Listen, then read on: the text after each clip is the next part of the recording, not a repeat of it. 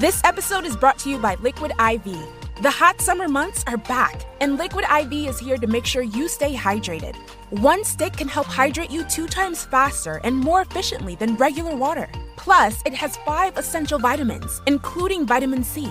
Right now, you can get 25% off when you go to liquidiv.com and use code BOLD at checkout. That's liquidiv.com with the promo code BOLD.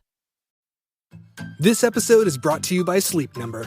It's summertime, where long days and hot nights make it harder to get the quality sleep you need. Sleep IQ data shows sleepers who use their Sleep Number 360 smart bed technology get almost 30 minutes more restful sleep per night. That's up to 170 hours per year. Discover how to get a more restful sleep each night by visiting your local Sleep Number store or sleepnumber.com/Spotify. Sleep Number takes care of the science. All you have to do is sleep. What's up, everyone? I'm Wild. I'm Seth. I'm Jacob. And we're the host of TMZ Verified, a new hit podcast about digital creators and influencer news. Every week, we interview the hottest social media stars about their love, life, drama, career, and so much more. We're also giving you a weekly roundup of the biggest trending stories so you stay in the know and your feed stay up to date. Tune into TMZ Verified every Wednesday for free for a rundown in all things pop culture. Check out TMZ Verified every Wednesday on Spotify. We'll catch you soon.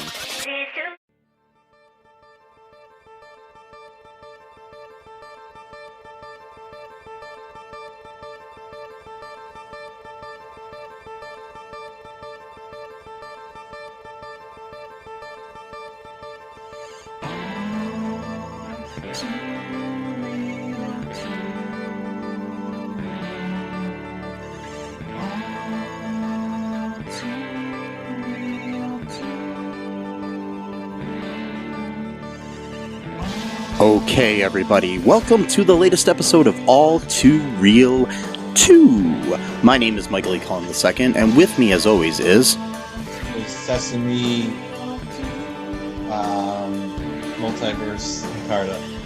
Multiverse and Carta. So which one am I talking to? Don't know. Could be one of 838 or so, yeah. Yeah. If, Infinite. In any of these, multiple universes here, are you named Matthew Haas? No. Not anymore. Were you ever in any of these multiverses? No. That was a pseudonym. Oh, okay. Not a real person. No. Yeah. Nope. Were you ever named Gator Smoke? A few times, yes. By the way, I want to sue Loki for that, in fact, because, I came up with Gator Smoke before Loki came out, and then suddenly there's a character who's a gator version of Loki. And then I have a character named Crocodile. That one goes way back. We're talking 6, 7, maybe even 8 years. And all of a sudden... in Moon Knight, we're obsessed with this crocodile goddess. So I want royalties from Marvel. I'm thinking. Yes, because those things never existed before.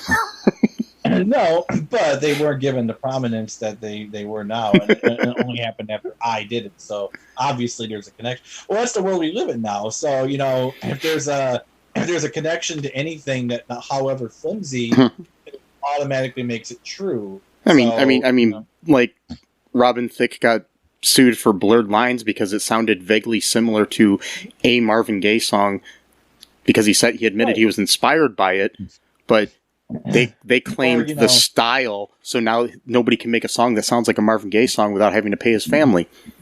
Right.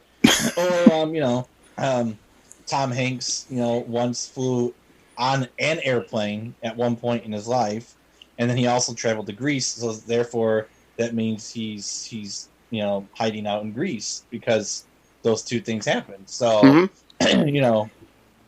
obviously, there's truth to every conspiracy theory, according to that one guy. No matter what it is, as a rule, there has to be a truth. There has to be. Yes, let me fill the listeners in here.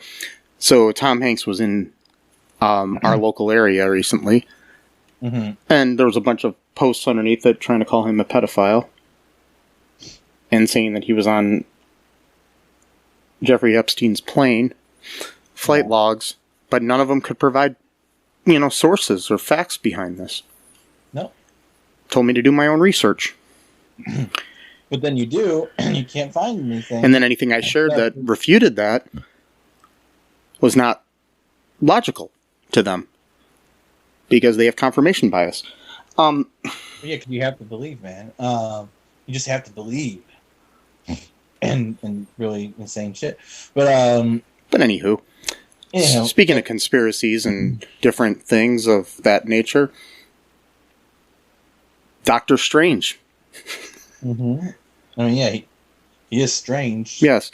So Doctor Strange and in the Multiverse of Madness. I keep wanting to say "and," but it's in the Multiverse of Madness. Yeah, exactly. I was saying "and," or I was even doing an apostrophe or whatever.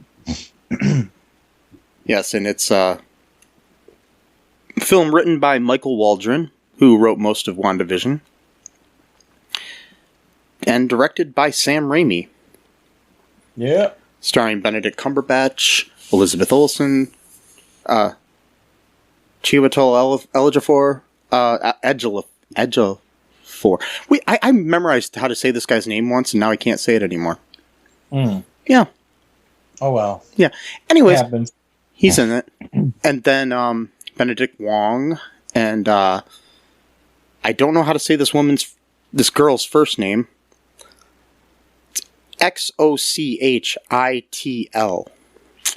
Gomez. I think the X is pronounced like a ch sound. Okay.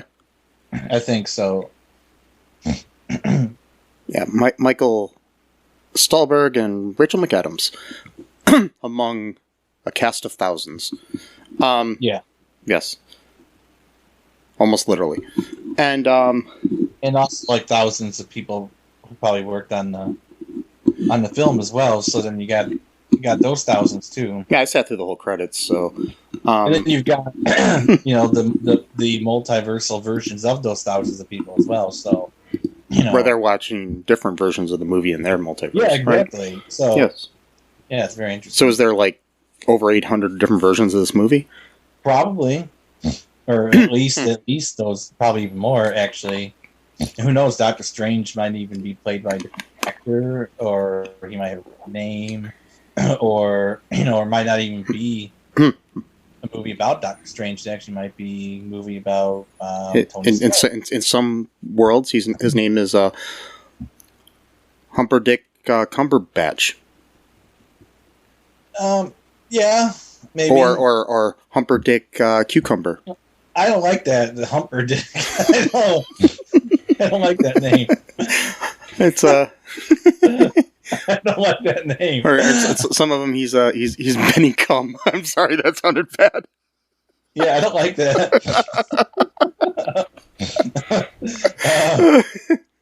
He's become. Oh wait, no, become. Yeah, I don't like it. Yeah, it's not that kind of a movie. No, well, maybe in one of the universes it is. Well, it could be. Yeah. So, in one of the universes, Stephen Strange is a porn star, and it's not, I mean, he's got the goatee for it, so I don't know what I'm saying. Oh boy. Alrighty, so anyways, we got this movie here that we got to talk about. Initial reactions here, Sesame. I'm still not quite. Sure. I mean, I liked it, of course, but I don't know if I think it's like great. Like just from a day or so, of seeing it and watching a bunch of like theory videos and stuff. I still think I like Spider-Man: No Way Home better as a movie. I just think it's better.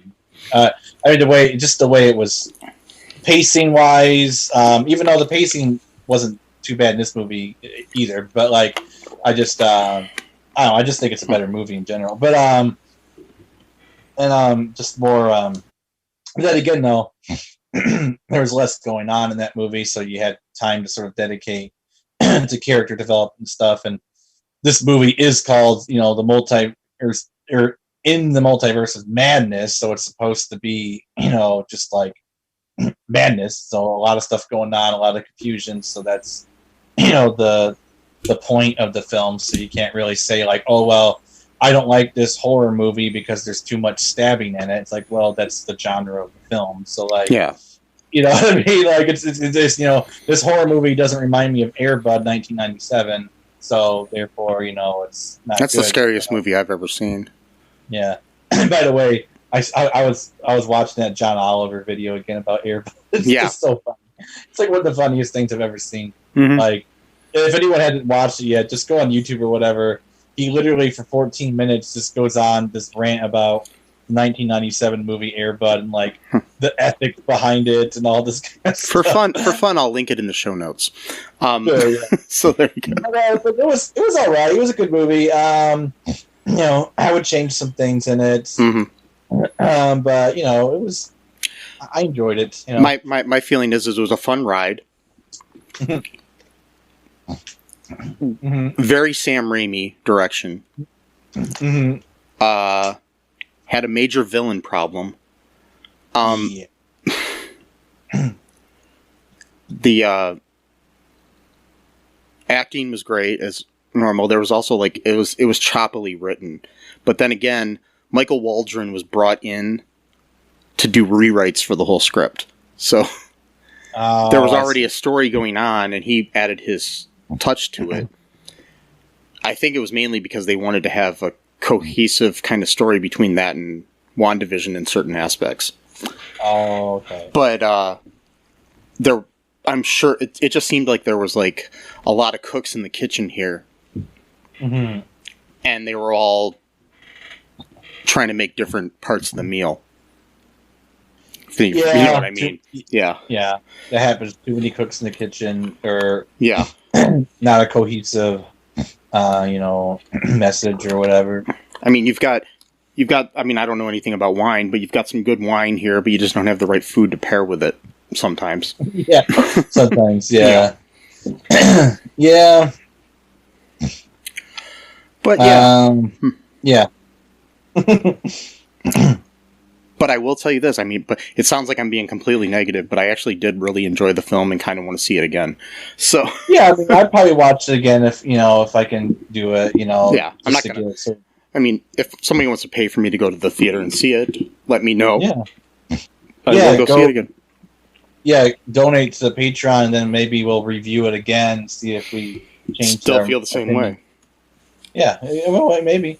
I mean, you know, I did that for a few movies, and I sort of looked at it a little bit differently. So there's a lot of movies like from time to time I'll revisit them years later, and I'll be like, oh, that's why this movie's good. Yeah, or just because you changed a little bit, yeah, and, you know, stuff like that. Like I wasn't old enough to watch the movie when it came out or something. Right, yeah. Mentally, not necessarily physically or age-wise, but, you know. Yeah. So, alrighty, you wrote a really good review online about this that, you know, if we can find a way, we can always post on our on our website or something if I find a way. Okay. But if you want, but what happens in this movie here?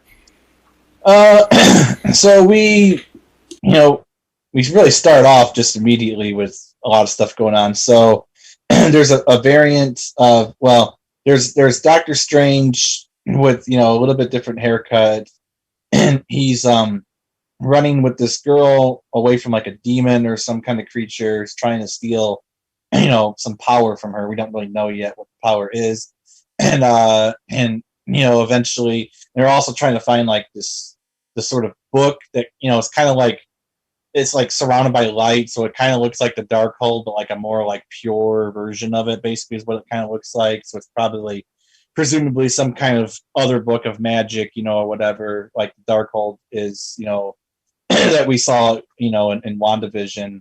And you know, eventually a demon, you know, catches up with them or whatever, and then Doctor Strange decides to steal her power to get to the book, but the whole point of the scene was to stop the demon from stealing her powers. Already we got some contradictions going on in the movie, but no matter.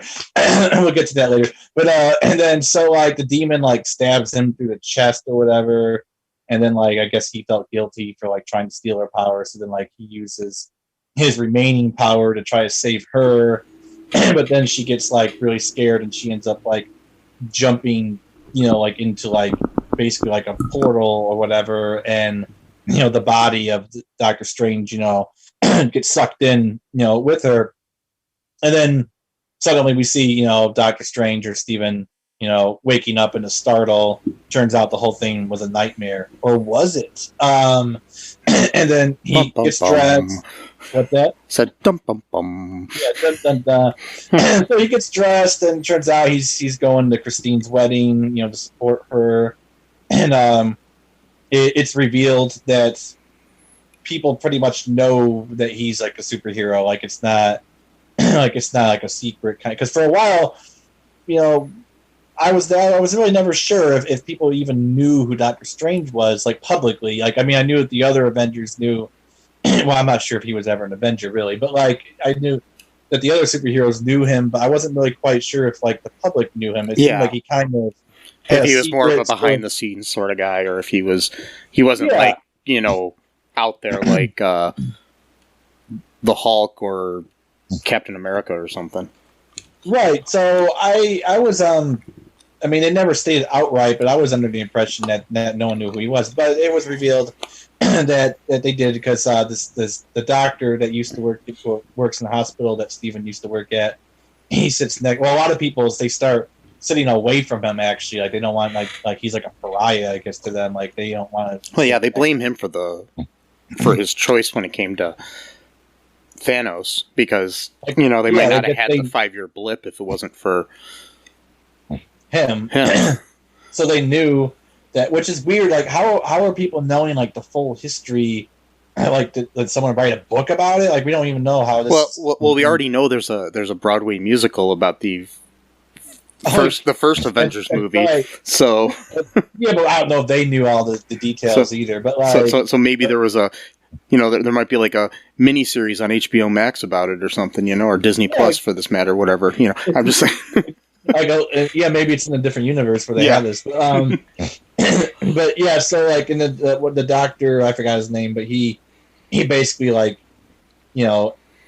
asks Steven was it really absolutely necessary that he had to do that? And he's like, yes, there was no other way. And so the guy's like, okay, whatever. And then he watches Christine walk down the aisle. He gets all sad, starts drinking a bunch at the bar, talks to Christine, does the whole, I'm sorry that I ruined things between us. By the way, guys, or gals, don't do that at a wedding. No, nobody wants to hear that, even not at a wedding. That's their day. Don't make it about you. Like, just don't. Also, don't go on Facebook and then just start, messaging your ex and do that too. Yeah. Just don't do that. But that's what Steven does. That's what he does. He's kind of selfish in that way. So, he's like, oh, I'm sorry that we couldn't work it out and it was my fault, blah, blah, blah, blah, and all this kind of stuff. And then, all of a sudden, we hear a bunch of screaming. People are running away from something, some weird tentacle monster with one big eye, which I think we saw this monster in the first Doctor Strange movie at one point for I don't know for how long, but I don't know. It's been years since I've seen the first Doctor Strange. Either that or maybe in the episode of What If. I think we saw a monster like that in the Captain Carter, the very first episode of What If, I think. And so this weird tentacle thing. Also, not to point fingers here, but it kind of reminded me of the monster in the Suicide Squad, like the one. Yeah, me too. It was kind of like they were, piggybacking on that. So not get all whatever, but I was like, that seemed interesting. But anyway, but this creature exists in the Marvel universe, the comics, so whatever, it's fine. And so they gets into some big fight. Eventually, he sees the girl that was in his dream, and he's like, "Wait a minute! I had a dream last night where I was with this girl and I tried to kill her, while at the same time I was trying to prevent the demon from killing her." But again, no matter, we don't need to get into consistency here. But and then so she's like, oh, the thing's trying to kill me. It's been following me or whatever. So then like Steven like basically like displays a whole bunch of magic that we haven't really seen him use yet in the movies. Like I don't know if he's learned more or what, but like a lot new magic, and he eventually he takes like a big piece of like rebarb and like a spiky thing, just shoves it in the monster's eye and just kills it and pulls out the eyeball. This movie gets pretty gross about stuff like that. And and then there you go, monster's dead, and that's the end of the movie. And then and then, you know, the girl's saved and she thanks them, and that's it. No, he's like, who are you? And she's like, my name is America Chavez. And yeah, which by the way is an awesome name. Oh, it is. Oh, and, by the way, too, like I'm almost certain, like, you know, like the Quartering or whoever else is probably making videos right now about like, oh, well, of course we have to have a Latina girl named America, and oh, by the way, she has two moms. So we got to be woke, man, or something. Even though that's in the comics already. Doesn't matter. But matter. yeah, I wouldn't know because I blocked his channel on YouTube. Yeah, but yeah. So go ahead. Yeah. You want to take a quick break here, and then we'll come back and talk more about this? Yeah, sure. There's a lot of talk about it. So. Yeah, there is. I mean, we'll just take a couple breaks here, and we'll be right back after this. No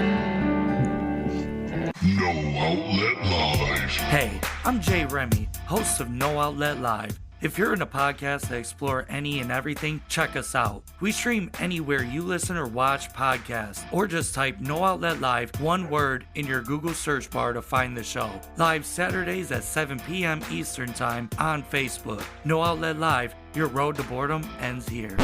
Do you like Tessa? Do you think this will be a date that can last? Well, she's not very articulate.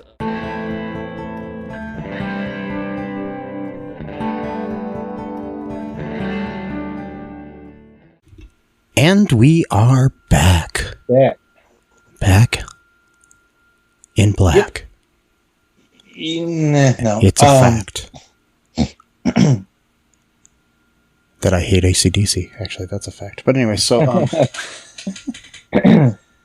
yeah. I'm also upset at Zoom because they are deciding to cut the time of their meetings, so which is what we use to record this. So we might have to find something different to record this on.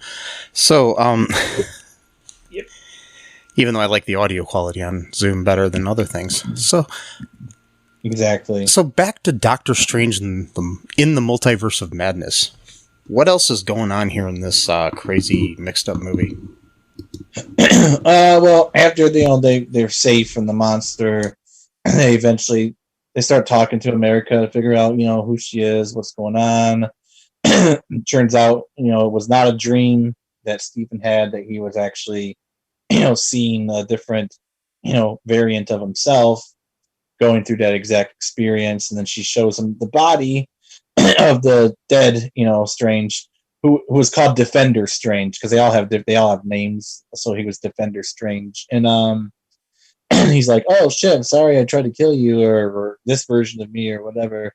And then they're, you know, they make, you know, a few more points about how Wanda is the Sorcerer Supreme, and a bunch of banter about that, you know, because Steven's still kind of sour, you know, about that. That was, it was a technicality, and it's like, actually, no, he's just the better Sorcerer Supreme than Steven is. You know, he's got his head on straight a little bit better, but you know, he doesn't do like freaking mind altering spells that are going to brainwash the entire world, you know, to help out like a 17-year-old kid, you know. Don't we all do that though? Well, I don't know. I don't know. But so he's like, oh, well, I know we could ask for help. And then he goes to meet Wanda at like her cabin or whatever she was living in. And she's like, you know, a bunch of, you know, like an orchid of like apple trees or whatever. And she's like pruning them and stuff. And he's like, hey, you know, I found this kid, you know, some, you know, demons are trying to attack her because she's got like this like superpower where she can like jump through like the multiverse. Like, you know, what do you know about the multiverse? And she's like, well, you know, Viz told me a little bit about it, and he believed in it, and you know, we don't really know much about it. And you know, and he's like, I I know that you hear talk about Westview, and it's like, no, I don't really care about what happened in Westview. That's in the past. This is more important. And then she's like, well, I don't know what you expect. If you bring America here, and then she's like, oops, you didn't say her name, did you? And he's like, no. And then she's like, oh, the hex is always easier than lying or whatever. And then she reveals that they're just basically in this wasteland now. She was just put this whole spell to make it look like it's like a regular looking land. Now it's just like a hellscape type of thing from all the dark magic that she's been practicing. And then she immediately goes full villain. I mean immediately. It was 30 seconds after this scene. It wasn't there was literally no build up at all. With WandaVision, it was oh, does she know what she's doing? Is she being brainwashed by someone else? There was a sort of build up effect. Oh, I guess she sort of knows what she's doing. She's actually kind of controlling these people. Now it was oh, I'm pruning trees, and then 30 seconds later, it's I'm asking nicely to hand over America, or I'm going to destroy everything. It's whoa, I mean, I hate to be general here, but the metaphor here is because she's a Scarlet Witch, and it's kind of like when someone's on their period. Oh, I'm sorry. Oh, I wouldn't do that. I was just joking. It popped in my head, and I had to say it. Wow. No, I wouldn't go that far, but she just goes full villain. Oh, well, I need her power because I want to see my kids. Every time she talked about her kids, I literally kept thinking of that scene in Arrested Development where this guy's method acting, where he's I just want my kids back. That's his line. Every time she said that, I'm just thinking of that guy. He's a construction worker. I just want my kids back. It's funny that you say it. It always reminded me of the movie Gone Baby Gone, and the mother in there lost her daughter. Oh, it's played by Amy Ryan from The Office and Only Murders in the Building and other things. And she's just give me back my motherfucking daughter. Wow. That played in my head every time. It's give me back my motherfucking sons, is what I was thinking. I mean, well, that's the whole. See, that's the villain problem. That's literally her only motivation. That's it. And then she repeats this throughout the entire movie. And it's okay, we understand why you're evil now. You don't need to keep repeating your. I mean, we get it.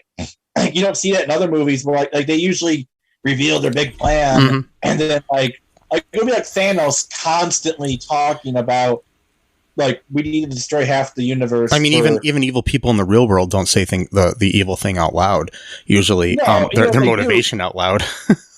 Even if they do, it's a big reveal, and then that's it. They don't keep talking about throughout the entire movie. If Thanos, every other scene, he's we gotta erase half the universe because there's not enough resources. And yeah, you just said that 10 minutes ago. You're giving the speech again. What? It also just didn't seem like. I mean, maybe it's because I'm not a parent, but I mean, I do have family members I love dearly, and I would be pissed if they were not in my life. It just doesn't seem like the only motivation that would cause her to become this evil.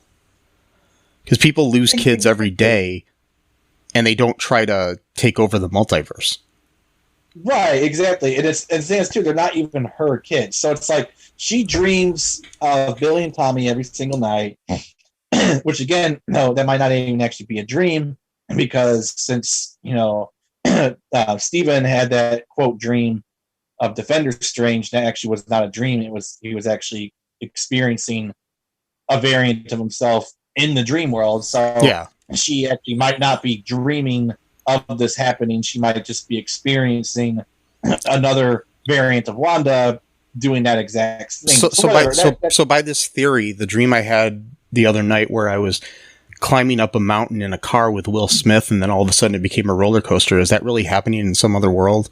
Well, according to this movie, it is, because they said the same thing about Wong, where he's if he's running away from a clown or something like that. And that reminds me. So there's actually a cult a real cult out there. I don't know if they're still around, but they were like around like in the 60s, 70s, maybe. I forgot I think they're called like star people, which is interesting because the shape of the America's portals that she jumps through are actually shaped like a star. So it's very interesting. I wonder if there's any symbolism there. I always thought it was just because her name's America.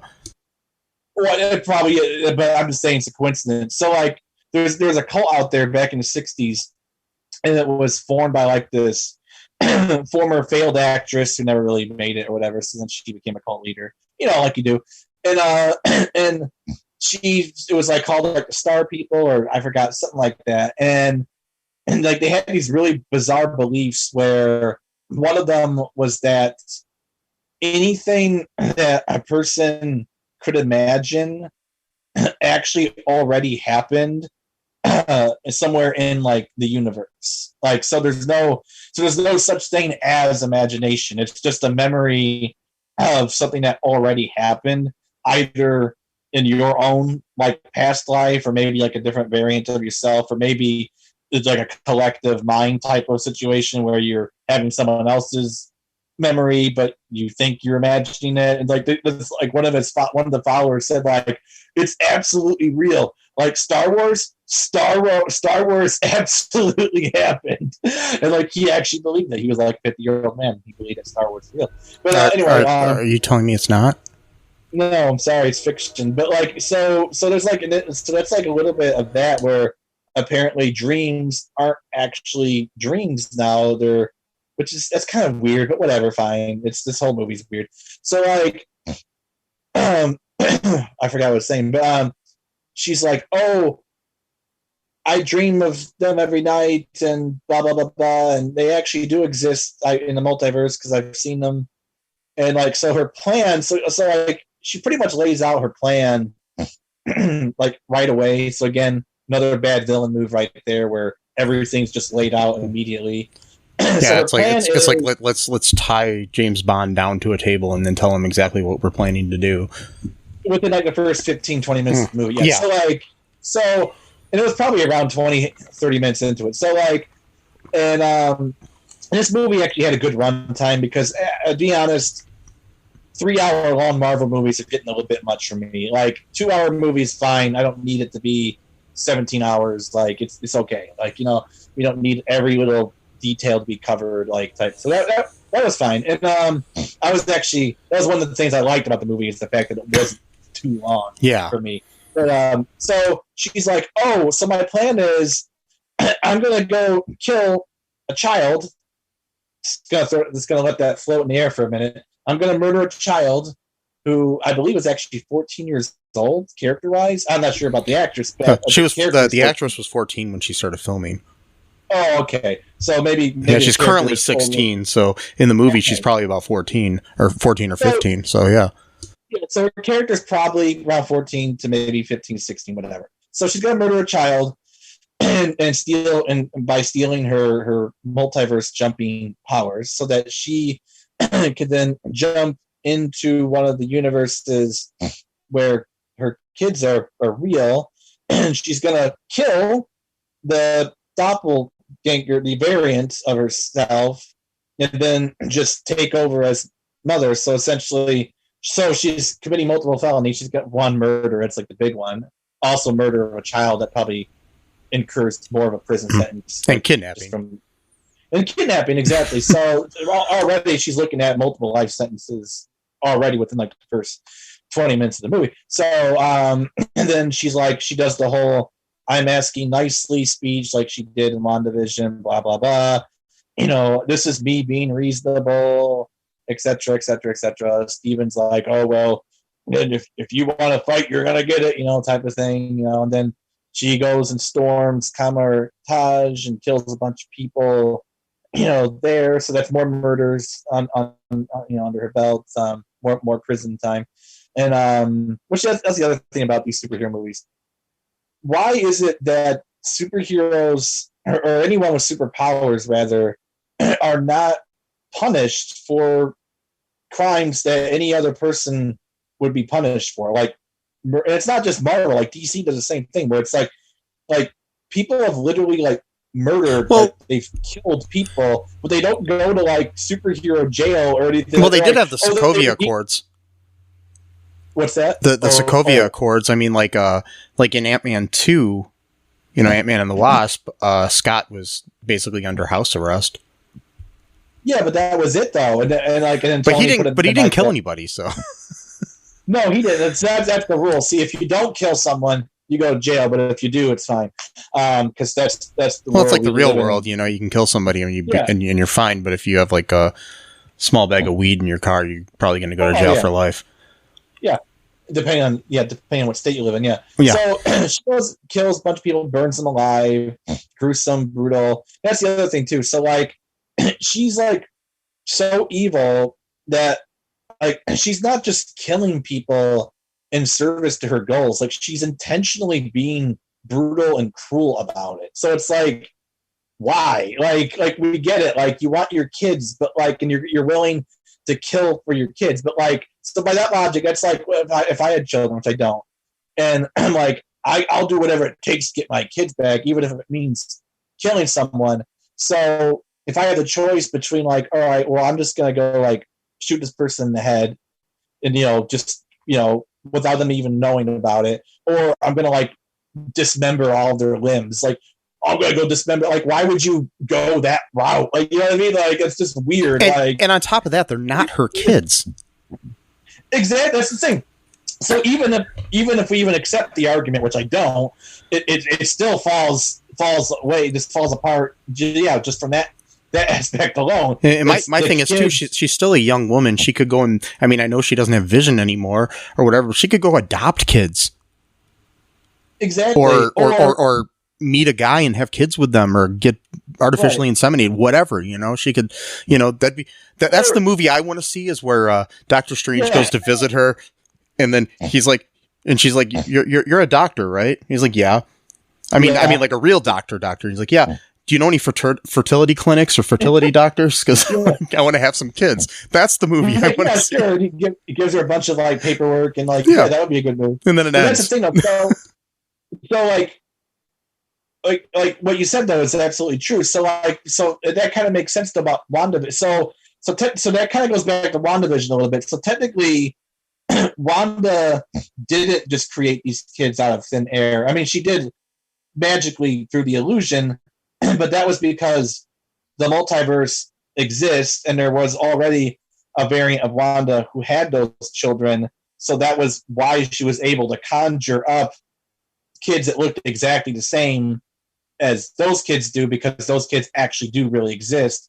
But she had probably at the time had no idea that there was variants of herself and all that stuff, right? So they're literally not her kids. The only reason she was able to conjure up the image of them is because they already exist, but someone else is their mother.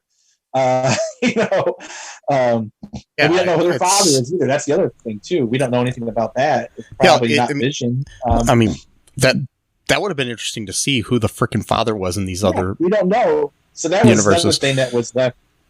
Anyway, so I'm kind of rambling. I'm talking too much here. What else happened? Okay, so all right. What part did we get up to before we started going off on this? It was about where they were. She attacked Cumberbatch. Yeah, okay, so she attacks the Cumberbatch and killing many sorcerers, and then during this, because she's scared, America accidentally transports herself to and Strange, because he's going after her to save her, and across the multiverse, and they end up in. They go through a bunch of different multiverses, and you see some really cool ones and creepy and crazy ones. And they end up in Earth 838, which while this is happening, Wong is trying to, Wong is kind of like being held hostage by Maximoff. After she was able to, they had her captured for a minute, and then for some reason she was able to let herself out through reflections, escaping through the reflections, like a portal sort of thing. Yeah. Which was kind of cool because you had this cool scene where she kind of comes out of the mirror all like, I don't know, the girl from The Ring sort of way or something, you know? It's kind of interesting. Yeah, it was pretty cool. So to try to cover up the reflections, which is interesting too, because we just watched Moon Knight episode 5, and they had the flashback of Randall's or Roro's Shiva, and according to like Jewish customs, you're supposed to cover up mirrors and stuff like that because like apparently like souls and stuff like that could like reach out through that, which is interesting because on that show, Moon Knight was able to communicate with himself through mirrors. Right. So that's very interesting. I don't know if that was intentional probably. Or not, but that was, yeah, probably. Yeah. So, while this is happening, we find out that there's a way that you can do this thing called Dreamwalking using the DarkHold, where you can dreamwalk into. So basically, you're going into your dream and being able to take over the body of somebody in another universe. So she's able to go into her own body in Earth 838, who's living a suburban life with her own Billy and Tommy, her sons. Which is interesting, again, because who's their daddy? Right. Exactly. Do we need to get Maury Povich on this or what? It'd be really interesting. What's that? I thought about this. Well, later on, I don't want. Never mind. We'll talk about it later. Talk when we get to it. Okay. Yeah. So, we find out that there's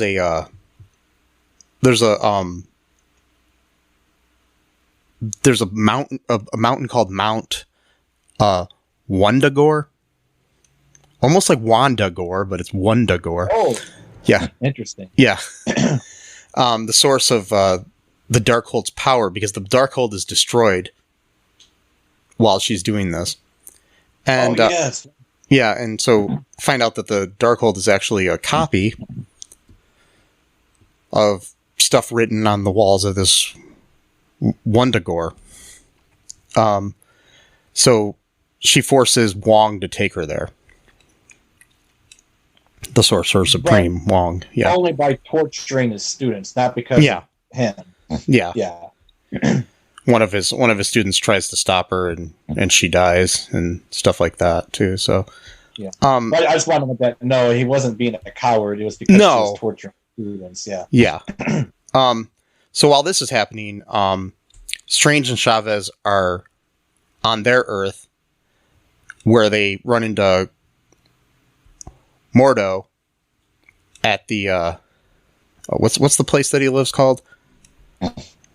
The Sanctum Sanctorum? Yeah, that's it. Yeah. They go to the Sanctum Sanctorum and they see like a big statue of Strange there.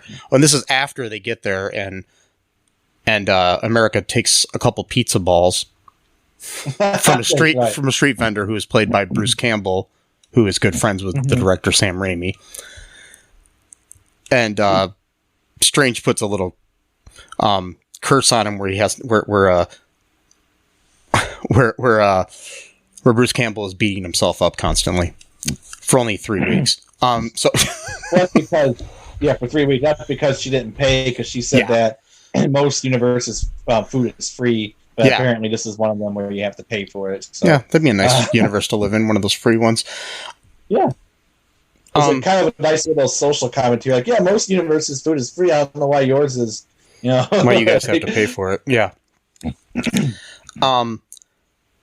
Basically, Mordo's playing, brother and friend to them, but then he drugs them, including the underage girl. Oh God, I wrote that in my review. I'm like, hold on, let's let that float in the air for a moment before you talk about it. He drugged 2 people, one of whom was a 14 to 16-year-old girl. Just let it sit. Let it sit. I'm not saying it's funny. I'm just saying let it sit there for a moment. This is the kind of person we're dealing with here. So they're brought to this place where we encounter that version of Strange's ex-fiancée, Christine Palmer, who has red hair in this universe for some reason. Oh, I didn't even notice that. Yeah, she had red hair. Oh, okay. Because like in the 616 universe, which is the Prime universe that we watch all the time, she has, she's a brunette, but here she's a redhead for some reason. Okay. Yeah, and then they're taken to brought before this group of people. Well, he is, I should say.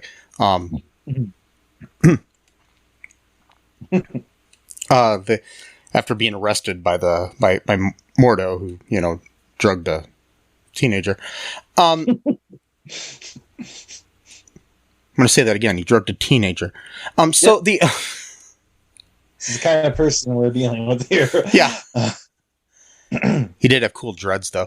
Anyway, so I'm just not going to let that slide. I don't want to keep hampering on it. Yeah. But dude, like, why did they just not think of that when they wrote that, or because it wasn't like meant. It wasn't played for like oh, it's a really serious thing he did. So I don't even know if they even thought the implications of this. Probably not, because it wasn't just her he was doing it to. So it was kind of so that wasn't the key moment of the scene. Anyways, so they take him to this group of judges that are called the Illuminati. Which is a secret society consisting of, we get Mordo, of course, who we already met, and we learn his first name is Carl. He has cool dreads, though, but he did drug a teenager. Anyway, so, sounds like something somebody named Carl would do. I can't say that. My best friend growing up was named Carl. But,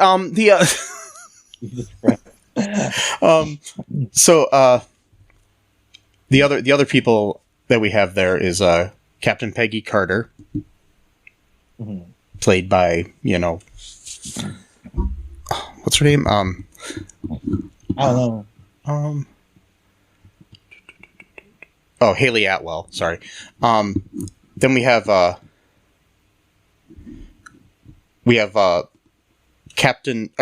King Blackagar Boltagon, also known as Black Bolt, played by Anson Mount, who played him in the TV series The Inhumans. So he reprising the role, but with a more comic accurate costume than was in that TV series. So terrible. I've never even tried to watch it. I love Anson Mount though. But I'll bring up something in a second here. Then we have Captain Maria Rambeau. Played again by, what's her name? I'm bad on names right now. It's all right. She's Captain Marvel. Lashana Lynch. Yeah. Who we saw in Captain Marvel. And she is Captain Marvel in this universe. Yeah. Then we have Dr. Reed Richards, played by John Krasinski from The Office, who's everybody's wish to play that role. So that was an interesting cameo that we had. I remember that. Yeah, people were like, "Oh my god, he's definitely going to be in it." Well, yeah, he was actually. Yeah, that's kind of surprised me. I didn't think it was real. And then we have Professor Charles Xavier, played by Patrick Stewart, Sir Patrick Stewart. Yes. From the X-Men universe of movies. And this is what I wanted to point out, is the fact that we have Jean-Luc Picard from Star Trek, as well as Captain Pike from Star Trek, Anson Mount. So we had two captains of the Starship Enterprise on that. Two different actors, so yeah. Okay, so they explain through through reckless use of the DarkHold there, they were able to defeat Thanos. Strange was, at least, and So he triggered an incursion that destroyed a whole universe. Right. So Thanos was going to kill half a universe on purpose, and this Stephen Strange did it accidentally, but killed an entire universe. I think I do that twice a day. I'm not sure though. But but anyways, so they're going to pass judgment on our Doctor Strange here, and because they think he's going to be as dangerous as their Strange. That Stranges are meant to be dangerous, no matter what universe they're in. Yeah. But before they can pass judgment, Wanda comes in and reestablishes her dreamwalking power at while she's at Mount Wundagore, which we find out is like basically a shrine to her, or to the Scarlet Witch. Yeah. Yeah. So while she's in the body of her 838 counterpart, she goes in and she basically kills all of the Illuminati except for Mordo. Yeah, because Mordo was looking for more sedatives, to use. So like he was off. He was off being chicken shit and not actually taking on Wanda at the time too. Yeah. Well, I don't even know what. Yeah, who knows what happens to him? We don't even know actually. I mean, a guy in a fucking wheelchair went and took her on, but he couldn't. Well, I don't even know if he even knew what was going on at the time. I know, he probably didn't. I'm just trying to... So she murders all of the Illuminati that we just met like 10 minutes ago, maybe 15. And brutally, again, it's like, why do you have to kill people in such an extreme... That's what gets me about her being a villain right now. It's like, okay, you have to kill to get your way. I mean, that's bad enough, but like, why? Like the way she killed Reed Richards was just disgusting. Like, why? Like, because of Sam Raimi directing, and he's known for making things gross, like the Evil Dead movies and stuff. Fine, but I mean, character-wise, not whether. Yeah, I know he likes that, but like, it just seems out of character for her, really. Like, because like how bad she felt when she accidentally destroyed that building and was it Laos? Yeah. In Civil War, and how much guilt ridden she was about that. And that was an accident. She was trying to stop like a guy from killing a bunch of people or whatever. And then we go from that Wanda to like, I'm just gonna like literally stretch Reed Richards to the point where he just becomes like a puddle of like nothingness. Like, like, and then she cut Captain Carter in half. Sorry, I'm not trying to ruin. You go ahead. I don't mean to speak. Oh no, go ahead. That's fine. Actually, do you want to take a quick break here, and then we'll come back and talk about the rest of the movie? Yeah. Okay, we'll be right back, folks. No Outlet Live. Hey, I'm Jay Remy, host of No Outlet Live. If you're in a podcast that explore any and everything, check us out. We stream anywhere you listen or watch podcasts, or just type No Outlet Live, one word, in your Google search bar to find the show. Live Saturdays at 7 p.m. Eastern Time on Facebook. No Outlet Live, your road to boredom ends here. Do you like Tessa? Do you think this will be a date that can last? Well, she's not very articulate.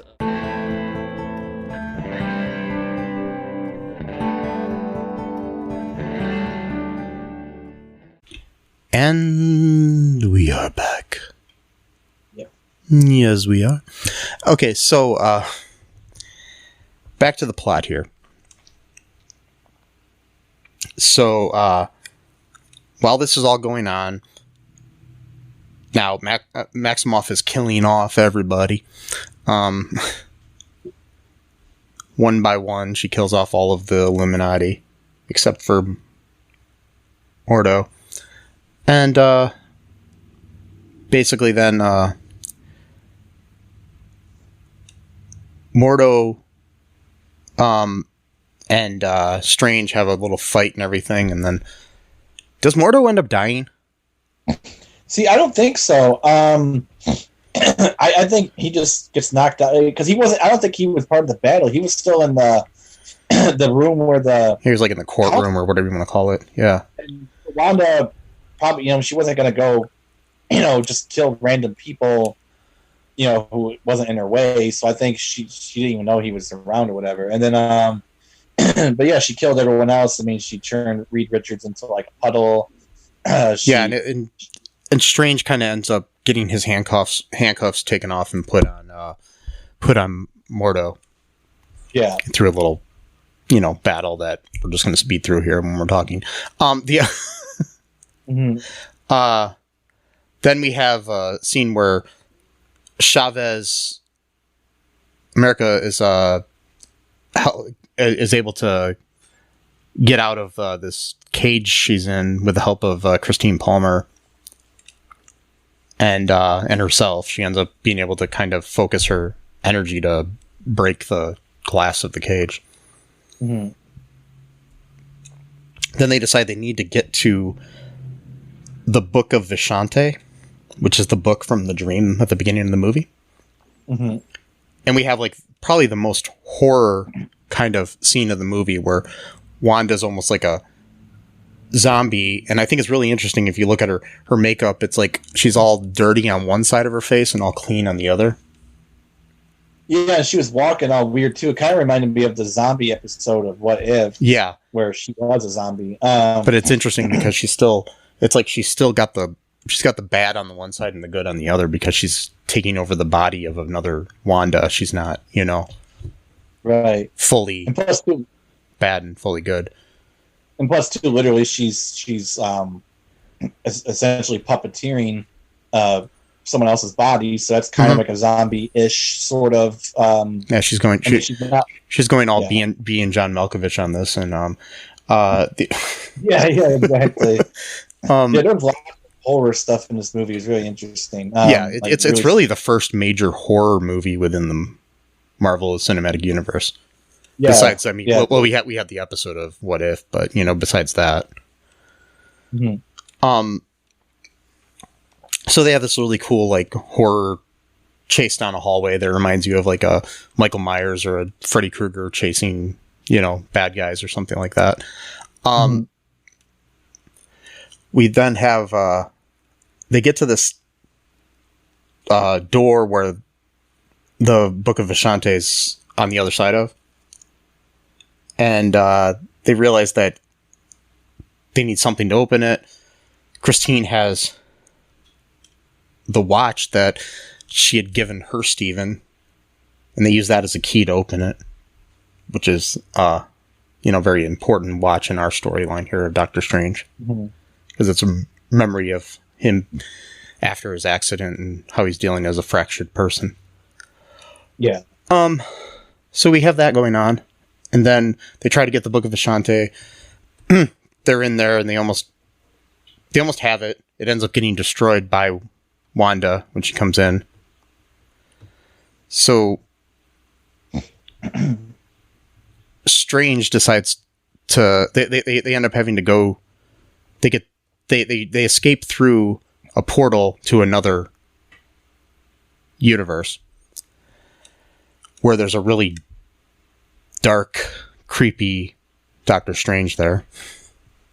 And the whole world. This universe is like disintegrating constantly. Like it's like perpetually like stuck, basically. Like cars are floating and buildings are like crumbling apart, but it just stays that way. Like they don't completely fall apart. Yeah. I think he's probably the only one who's alive. And yeah, it did have a I Am Legend feel to it. Maybe that's why I had the dream about Will Smith. Anyway, so but we have this he meets up with his other Strange. They have this big fight because there's this whole we realize that this Strange has been corrupted by the DarkHold. But they need the DarkHold to be able to dreamwalk into the dead body that we encountered at the beginning of the movie. So we already had counting 3 people who've already been corrupted by the Darkhold, and we need to use the Darkhold. It's like, come on, guys. Like, wish there was another way. The fight scene between him and that was pretty cool. It was really interesting. Like, they were like throwing musical notes at each other for some reason, music and instruments, which I didn't really quite understand. It was the worst. I mean, it was the best battle with classical music that I've seen since I saw Amadeus, and yeah, exactly. Because like literally, they're throwing sounds at each other. Like you can hear like parts of the music, like, and then R. Stevens ends up like taking like a note from a harp, and then that's what knocks him. Sinister Strange, who's got a third eye, because apparently that's part of the powers he got from the Darkhold. And he ends up, falling out. The thing gets impaled by one of the gate spikes, of course. And which is weird, because you think, of all the magic he's got, that he'd be able to like float or fly or do something like that. But apparently, convenience non-magic for that. Because it's like, come on, like this guy, is super all powerful. That's the other thing I forgot. So his mission is that he kills other Doctor Stranges because I guess he thinks they're all evil too or something. And I don't know, like, so. Or there can be only one. I don't know. The only one. I don't remember exactly what his reasoning was. There's so much going on in this movie, it's hard to remember everything. But yeah, he ends up getting killed. Oh, I know why. It's because he saw Christine down there, and he was probably distracted by that, so he didn't even think of using magic, so he kind of got caught off guard. So Christine actually saved, technically, think about it, just by his being there. Yeah, and he wanted her. He's like, give me your Christine, sort of thing. Right. It's not your, like that's what I don't understand about this stuff. Okay, so it's like, if the multiverse is real, okay, and just for argument's sake it is, which I actually do believe it exists. Yeah. I mean, I have no reason to. I'm not a scientist, but I do believe it's real. Fine, whatever. People believe in all kinds of weird shit. It's fine.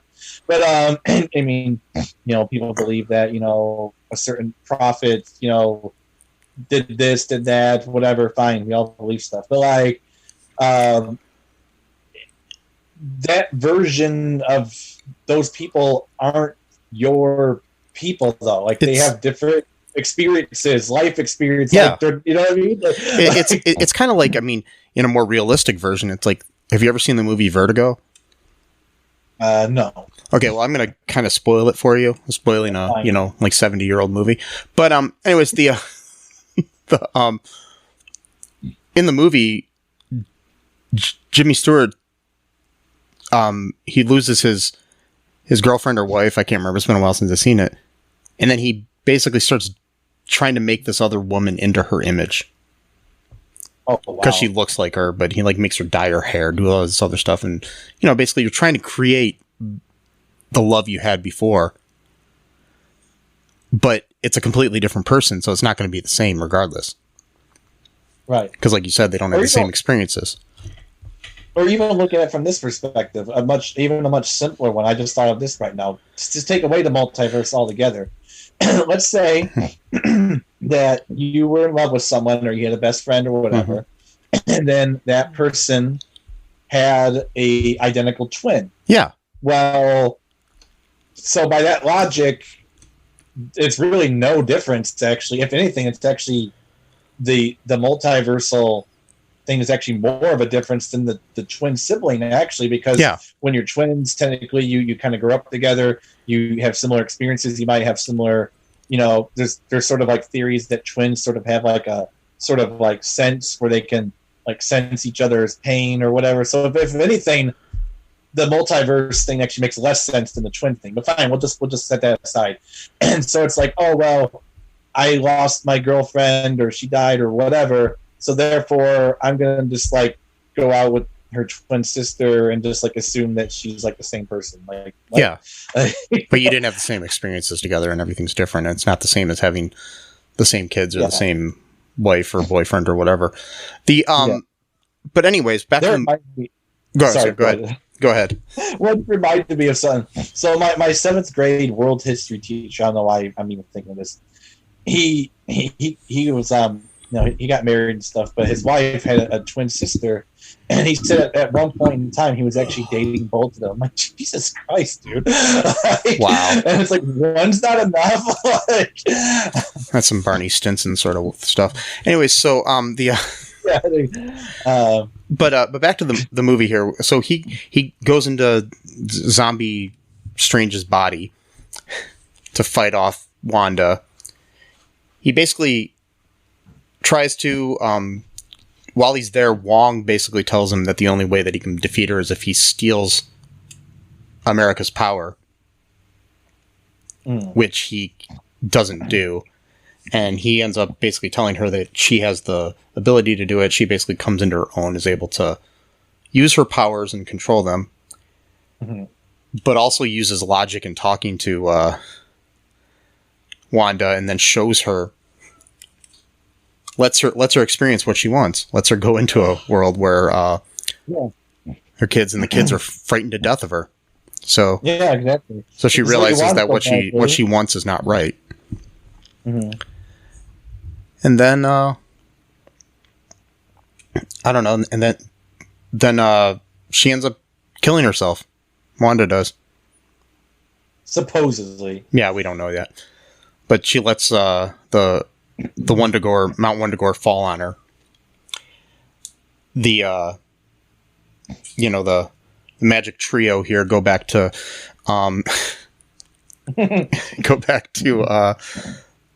the Carmitage, and they start to rebuild it, and America's learning her powers and stuff, and then we have she basically thanks Doctor Strange. And so sometime later we see in a mid-credit scene, first we see Strange fixing his watch, which is symbolic of him growing as a person and rebuilding his life. And then in a mid-credit scene, Strange is approached by a sorceress who warns him that his actions have triggered another incursion that he must help stop. Well, before that, though, he ends up passing out and grows a third eye when he's walking outside. Yeah, he's walking outside with his cool scarf on that becomes his cape. Anyway, so then he follows her, and that's a character played by Charlize Theron. Yeah, she's supposed. What's the character supposed to be? I forgot her name. Clea. Huh? Clea or Clea. Oh. Yeah, because she's wearing purple, and apparently there's a character that's. And in the in the comics, she ends up becoming a love interest to Doctor Strange, and I think they get married and stuff like that. So we'll see where that follows up somewhere. And then we also similar powers, Then we have the follow-up credit scene. Of course, gotta have that. And it's Bruce Campbell's Pizza Papa punching himself in the face still. For 3 weeks or whatever. Yeah, and then at one point he says, "It's over," and then he looks right at the camera and says, "It's over." You get it? Yeah. It's over. The movie's over. You get it? It's like, get the fuck out of here, people. Yeah. It's like, get out. I did forget to mention, though, we do have a scene where when they're when they first get to Universe 838, and there's it's kind of like more futuristic than our world is, and they have these little things where if you step on them, they show you memories of your past. Oh yeah, I forgot about that. And then Steven's got a memory where he's on a date with Christine, when they're first dating, and then America's got a memory when she was a little kid with her moms, which again, people are going to be freaking out about that. Oh, this was getting woke, even though it's in the comics. But those even say that the comics. But that's okay if you want to watch good wholesome stuff. I know some fucking twat bag on online who owns something who's starting his own little kids channel, so we'll be good. Oh, geez. I'm not going to give him my name or credit, so there we go. No, he's a piece of shit, whatever. I hope he chokes on chicken wing dies. Anyway, sorry, that was mean, but I don't care, actually. I do hope it. But anyway, because some of these people are just so evil. But, like, anyway, so she accidentally, like, puts her parents, you know, into, like, a portal because she got afraid of, like, a bee, because she was, like, you know, a little kid or whatever. So, like, that what triggered her, you know, her, like, multiverse jumping, you know, ability. And it looked like they were kind of in some sort of, like, it didn't even look like a world. It looked like kind of like a pocket dimension kind of place to me. Like, it kind of, I don't know. Unless that's what the world looked like. It had like an otherworldly vibe to me, you know, I don't know. But just the way they were dressed, too, the parents were dressed like an almost like spiritual-ish kind of like, I don't know. I can't explain it, but like, I got that vibe that they were in like they lived like in a sort of like other realm kind of like, I don't know. We'll see if I'm being. We'll see if any of this pays off. I mean, this is all setting up the Young Avengers, I'm sure. Oh yeah, of course. I mean, there's so many of the characters already been introduced. So any other final thoughts here before we wrap things up? Just go see it. It's a good movie. Well, if you've listened to all of this and you haven't seen it, there's something wrong with you. Yeah, I guess. Go see it again if you can afford to. I would definitely think this is it definitely warrants a second viewing at the very least, just because, you know, of how much. Whether or not this is a great movie, it's very extremely important in the grand scheme of things as far as like the new phase of Marvel movies and shows are going. Like I said, regardless of its flaws, it's a fun ride. Oh, definitely. I mean, I enjoyed it, and like I said before, I'm glad that it wasn't super long, because I'm getting tired of 2.5 hour long movies. Oh yeah, 2 hours and 45, especially superhero movies. Like, you don't even like deep movies aren't that long anymore. So like, no, if those movies aren't that long, superhero movies definitely should not be that long. Like, I mean, I'm actually kind of looking forward to like the 1.5 hour long, you know, movies again. Me too. It's like that short ass movies sketched on SNL. Exactly. And plus, too, you know, part of it's a selfish reason. Just getting a little bit older, you know, kind of have to go to the bathroom a little bit more. You know, well, when you have to go like 3 times during a movie, it's not fun. Yeah, so it's like, I don't want to sit through a 17-hour long movie and then miss the important scene, you know. Yeah. So, anyways, that's all I got to say here. Hopefully, folks enjoyed this episode. If you did, give us a 5-star review on Apple podcasts, Spotify, wherever else you can review us. Check out our TeePublic, get some shirts. Go to Patreon, help support us. Yeah. I don't know, give us $1 million, that'd be great. Yeah. You know, if you're listening out there, you know, Elon Musk, I have a perfect podcast that you can sponsor. Just $1 million to sponsor whatever you want on it. I don't care. No, I don't agree with that. I'm joking. So Elon Musk can go F himself. But anyways, until next time, folks, be good to each other. You know, wear a mask, wear your clothes, wear a condom, wear a cape. And till next time, bye-bye. Thanks for listening to All Too Real 2 podcast, a Cullen Park production. Produced and edited by Michael E. Cullen II. Music by Matthew Hawes. Subscribe and share the show. Visit us at cullenpark.com.